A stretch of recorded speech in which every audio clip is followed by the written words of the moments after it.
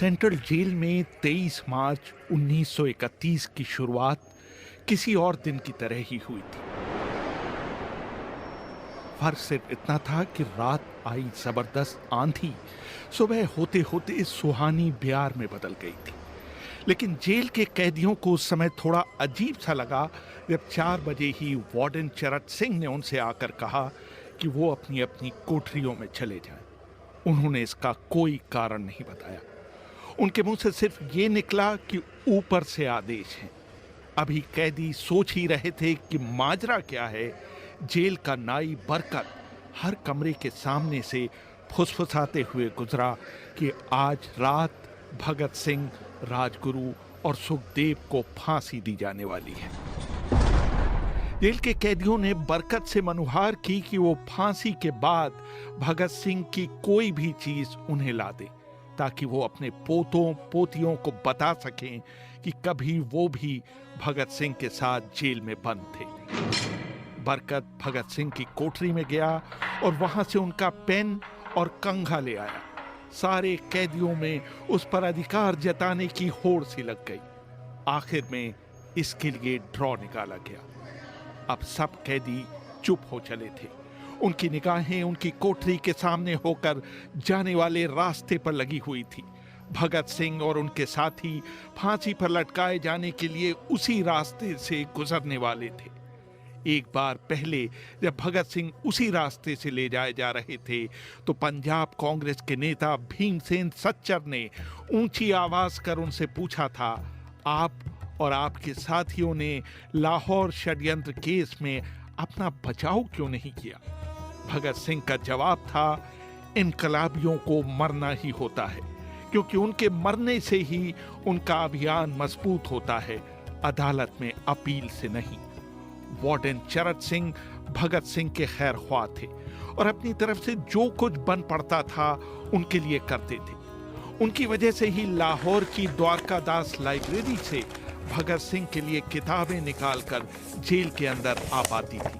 भगत सिंह पर खासा काम करने वाले चमन लाल अपनी किताब भगत सिंह डॉक्यूमेंट्स में लिखते हैं, भगत सिंह को किताबें पढ़ने का इतना शौक था कि एक बार उन्होंने अपने स्कूल के साथी जयदेव गुप्ता को लिखा था कि वो उनके लिए कार्ल लीबनेक की मिलिटरिज्म, लेनिन की लेफ्ट विंग कम्युनिज्म और अपटन सिनक्लेयर का उपन्यास द स्पाई कुलबीर के जरिए भिजवा दे। भगत सिंह जेल की कठिन जिंदगी के आदी हो चले थे। उनकी कोठरी नंबर 14 का फर्श पक्का नहीं था, उस पर घास उगी हुई थी। कोठरी में बस इतनी सी जगह थी कि उनका 5 फीट 10 इंच का शरीर बमुश्किल उसमें समा पाए। भगत सिंह को फांसी दिए जाने से 2 घंटे पहले उनके वकील प्राणनाथ मेहता उनसे मिलने पहुंचे थे। मेहता ने बाद में लिखा था कि भगत सिंह अपनी छोटी सी कोठरी में पिंजड़े में बंद शेर की तरह चक्कर लगा रहे थे। उन्होंने मुस्कुराकर मेहता का स्वागत किया और पूछा कि आप मेरी किताब रिवॉल्यूशनरी लेनिन लाए या नहीं। जब मेहता ने उन्हें किताब दी तो वो उसे उन्हीं के सामने पढ़ने लगे, मानो उनके पास अब ज्यादा समय न बचा हो। मेहता ने उनसे पूछा कि क्या आप देश को कोई संदेश देना चाहेंगे? भगत सिंह ने किताब से मुंह हटाए बगैर कहा, सिर्फ 2 संदेश, साम्राज्यवाद मुर्दाबाद और इनकलाब जिंदाबाद। इसके बाद भगत सिंह ने मेहता से कहा कि वो पंडित नेहरू और सुभाष बोस को मेरा धन्यवाद पहुंचा दें, जिन्होंने मेरे केस में गहरी रुचि ली थी। भगत सिंह के साथ ही रहे शिव वर्मा अपनी किताब रेमिनिसेंसेस ऑफ फिलो रिवॉल्यूशनरीज में लिखते हैं, मैं भी उसी जेल में था जिसमें भगत सिंह को रखा गया था। एक शाम हमारी जेल के ताले खोले गए और हमसे बाहर निकलने के लिए कहा गया। सरकार चाहती थी कि भगत सिंह की फांसी से पहले हमें वहां से हटा दिया जाए। गेट की तरफ जाने से पहले जेल के सुपरिटेंडेंट ने हमसे पूछा, क्या तुम अपने कॉमरेडों से मिलना चाहोगे? हमें भगत सिंह की कोठरी के बाहर ले जाया गया। उन्हें देखते ही मेरी आंखों में आंसू आ गए। भगत सिंह ने मुझे कहा, ये भावुक होने का समय नहीं है, जल्दी ही मैं सारी चिंताओं से मुक्त हो जाऊंगा। तुम वादा करो कि तुम हार नहीं मानोगे। इतना कहकर उन्होंने सींगचे से अपने हाथ बाहर निकालकर मेरे हाथों को पकड़ लिया। जैसे ही जेल सुपरिटेंडेंट ने ये दृश्य देखा, उसने चिल्लाकर आदेश दिया, मार्च। ये मेरी भगत सिंह से आखिरी मुलाकात थी। भगत सिंह से मिलने के बाद मेहता राजगुरु से मिलने उनकी कोठरी पहुंचे। राजगुरु के अंतिम शब्द थे, हम लोग जल्द मिलेंगे। सुखदेव ने मेहता को याद दिलाया कि वो उनकी मौत के बाद जेलर से वो कैरम बोर्ड ले लें जो उन्होंने उन्हें कुछ महीने पहले दिया था। मेहता के जाने के थोड़ी देर बाद जेल अधिकारियों ने तीनों क्रांतिकारियों को बता दिया कि उनको वक्त से 12 घंटे पहले ही फांसी दी जा रही। अगले दिन सुबह 6 बजे के बजाय उन्हें उसी शाम 7 बजे फांसी पर चढ़ा दिया जाएगा। भगत सिंह मेहता द्वारा दी गई किताब के कुछ पन्ने ही पढ़ पाए थे। उनके मुंह से निकला, क्या आप मुझे इस किताब का एक अध्याय भी खत्म नहीं करने देंगे? भगत सिंह ने जेल के मुस्लिम सफाई कर्मचारी बेबे से अनुरोध किया कि वो उनके लिए उनको फांसी दिए जाने से एक दिन पहले शाम को अपने घर से खाना लाए। लेकिन बेबे भगत सिंह की ये इच्छा पूरी नहीं कर सके, क्योंकि भगत सिंह को 12 घंटे पहले फांसी देने का फैसला ले लिया गया और बेबे को जेल के गेट के अंदर घुसने ही नहीं दिया गया। थोड़ी देर बाद तीनों क्रांतिकारियों को फांसी की तैयारी के लिए उनकी कोठरियों से बाहर निकाला गया। भगत सिंह, राजगुरु और सुखदेव ने अपने हाथ आपस में जोड़े और अपना प्रिय आजादी गीत गाने लगे। कभी वो दिन भी आएगा कि जब आजाद हम होंगे, ये अपनी ही जमीन होगी, ये अपना आसमां होगा। फिर इन तीनों का एक एक करके वजन लिया गया। सबके वजन पहले से बढ़ गए थे। इन सब से कहा गया कि अपना आखिरी स्नान करें। फिर उनको काले कपड़े पहनाए गए, लेकिन उनके चेहरे खुले रहने दिए गए। चरत सिंह ने भगत सिंह के कान में फुसफुसाकर कहा कि वाहेगुरु को याद करो। भगत सिंह बोले, पूरी जिंदगी तो मैंने ईश्वर को याद नहीं किया। असल में मैंने कई बार गरीबों के क्लेश के लिए ईश्वर को कोसा भी है। अगर मैं अब उससे माफी मांगूं तो वो कहेगा कि इससे बड़ा डरपोक कोई नहीं है। इसका अंत नजदीक आ रहा है, इसलिए ये माफी मांगने आया है। जैसे ही जेल की घड़ी ने 6 बजाए, कैदियों ने दूर से आती कुछ पद चापें सुनी। उनके साथ भारी बूटों के जमीन पर पड़ने की आवाजें भी आ रही थी। साथ में एक गाने का भी दबा हुआ स्वर सुनाई दे रहा था, सरफरोशी की तमन्ना अब हमारे दिल में है। तभी अचानक जोर जोर से इनकलाब जिंदाबाद और हिंदुस्तान आजाद हो के नारे सुनाई देने लगे। फांसी का तख्ता पुराना था, लेकिन फांसी देने वाला काफी तंदुरुस्त था। फांसी देने के लिए मसीह जल्लाद को लाहौर के पास शाहदरा से बुलवाया गया था।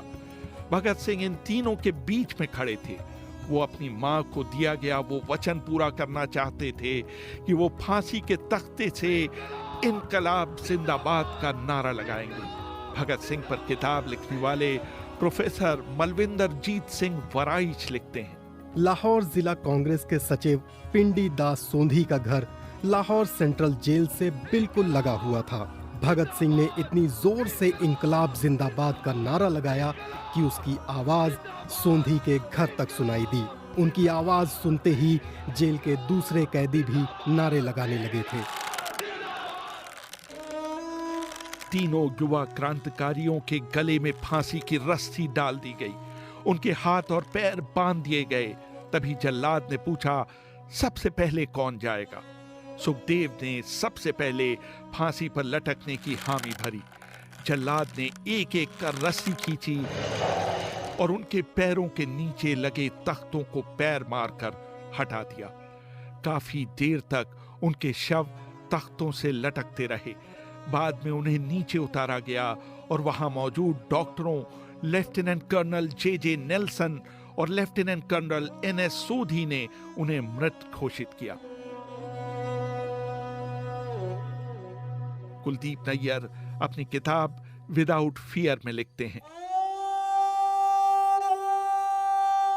एक जेल अधिकारी पर फांसी का इतना असर हुआ कि जब उससे कहा गया कि वो मृतकों की पहचान करे तो उसने ऐसा करने से इनकार कर दिया।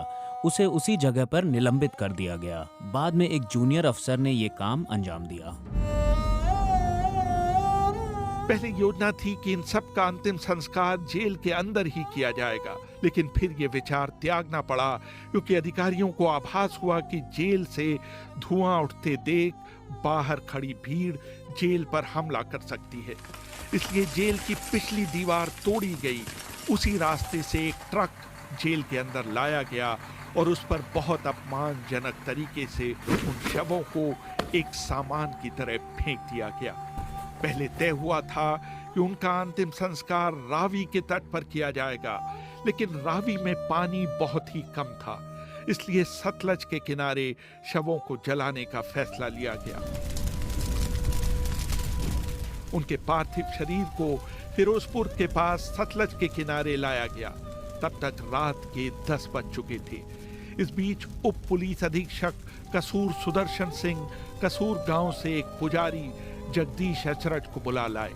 अभी उनके शवों में आग लगाई ही गई थी कि लोगों को इसके बारे में पता चल गया।